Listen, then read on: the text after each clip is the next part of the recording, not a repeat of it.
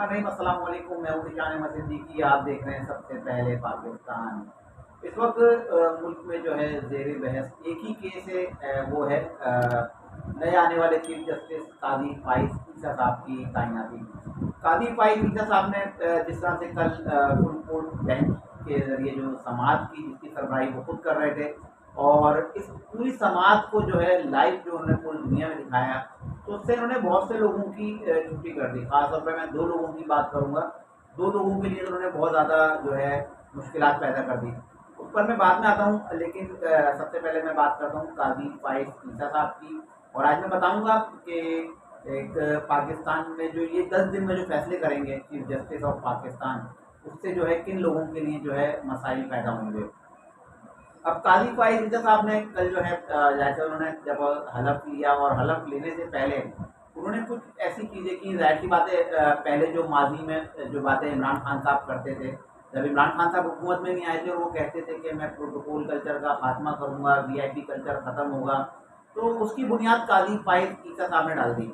काजी फाइज ईसा साहब को जब ज़ाहिर से BMW जो चीफ जस्टिस ऑफ पाकिस्तान को अलॉट की जाती है, तो उन्होंने वो BMW 1 गालबन जिसका नंबर है, तो उन्होंने वो लेने से इनकार कर दिया। उन्होंने कहा जो आम जस्टिस को जो गाड़ी मिलेगी वही गाड़ी मैं लूँगा, और उसी गाड़ी में जो है वो जो है कोर्ट तशरीफ लाए। और इसके अलावा उनका जो है एक अच्छा अमल के उन्होंने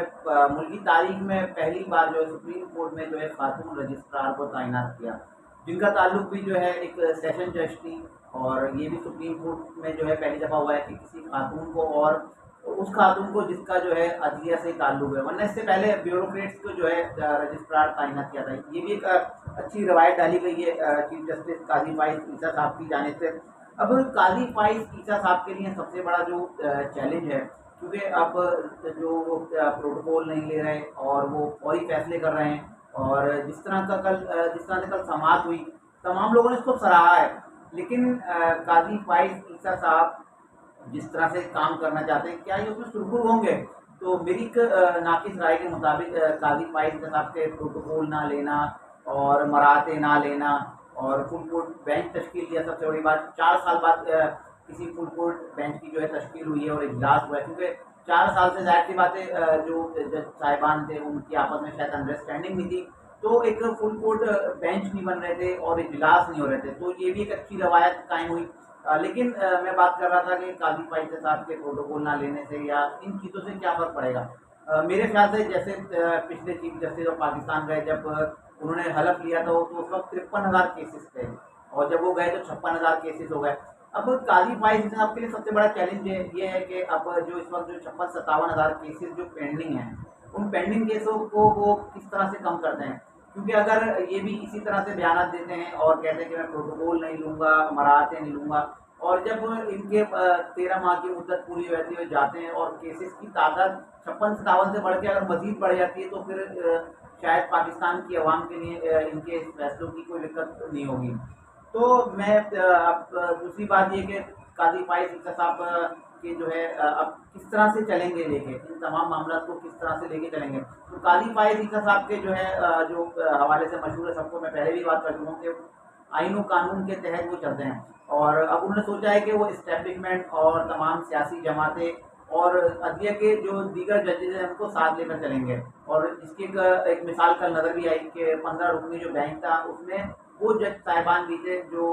माजी के में जो है इनके जो है खिलाफ वाले ग्रुप में शामिल थे, वो भी कल शामिल। तो एक अच्छी रवायत डली है। और जब इनके तकरीब हलफ बर्दारी थी, उस वक्त जो है DGISI अपनी एहलिया के साथ मौजूद थे, चीफ ऑफ आर्मी स्टाफ अपनी एहलिया के साथ मौजूद थे। इससे लगता है ये कि काजी फाइज साहब जो है अब आइन और कानून के तहत ही चलेंगे, और उन्होंने फैसला भी कर लिया है और उन्होंने वादे भी कर दिया है। उन्होंने तो बड़े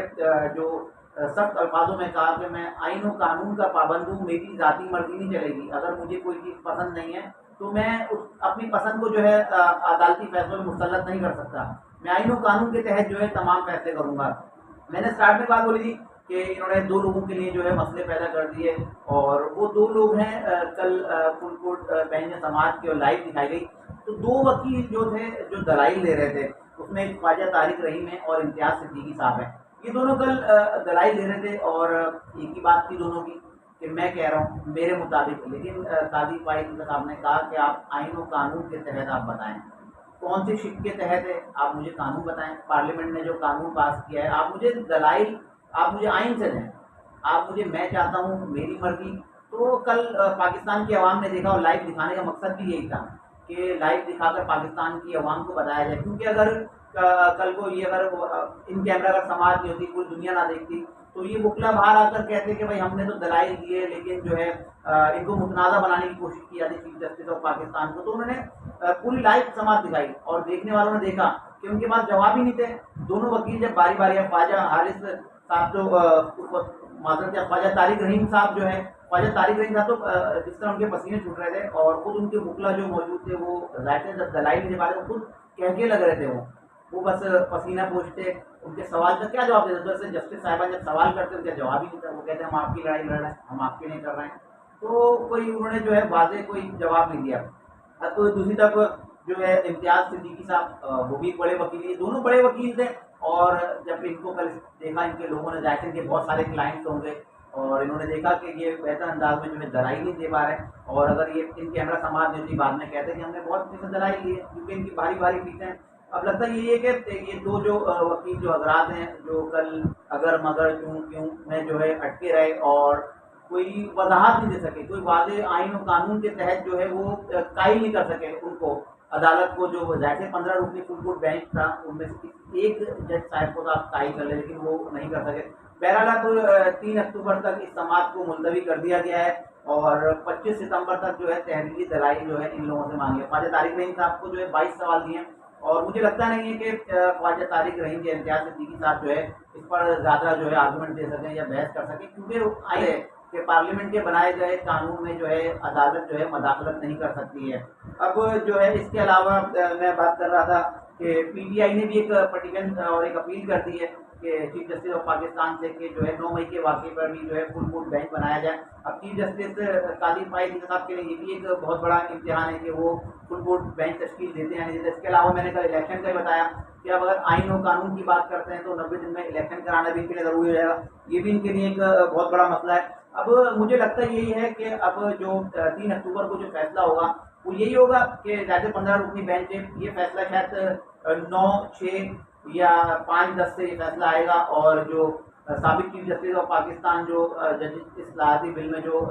اسٹے دے کے گئے تھے، اور اس اسٹے کو جو ہے ختم کر دیا جائے گا۔ اس کے علاوہ بات کر رہا تھا کہ 18 لوگ جن کے خلاف جو ہے کارروائی ہوگی۔ فیصل واڈا صاحب نے کل ان کا بیان دیکھ رہا تھا، انہوں نے کہا ہے کہ اب جو موجودہ چیف جسٹس آف پاکستان ہے وہ 10 دن میں جو ہے انتہائی اہم فیصلے کریں گے، اور ان فیصلوں سے جو ہے ملک کے 18 سیاستدان، انہوں نے وضاحت کی، کرپٹ سیاستدان، ان کے خلاف جو ہے یہ بڑا سخت کارروائی ہوگی، اور ان کے لیے جو ہے بڑا کڑا امتحان ہوگا، اور ان کے خلاف ادارے جو ہے حرکت میں آئیں گے۔ تو وہ لوگ جو 18 کون ہیں، ان کے نام تو نہیں بتائے، لیکن 18 سیاستدان ان کو پتا ہوگا، کیونکہ فیصل واڈا کی باتیں غلط ہوتی نہیں، کیونکہ جب سے وہ پاکستان تحریک انصاف کو چھوڑ کر گئے، اور ان کی جو بھی باتیں ہیں وہ یقیناً سچ ہوتی، کیونکہ ظاہر سی بات ہے جہاں سے ان کے ذرائع اور جہاں سے ان کے تانے بانے ملتے ہیں، تو ان کی خبر میں بھی سمجھتا ہوں کہ صداقت ہوگی، اور 18 جو انہوں نے نام لیے ہیں ان 18 لوگوں کے خلاف جو ہے سخت کارروائی ہوگی۔ انہوں نے کہا کہ اب جو ہے پاکستان کی عوام جو ہے ملک پر راج کرے گی، اور کرپٹ لوگوں کا اب جو ہے خاتمہ ہوگا۔ انشاءاللہ مزید خبروں اور نئے تجزیے کے ساتھ پھر حاضر ہوں گا، تب تک کے لیے اجازت دیجیے، اللہ حافظ۔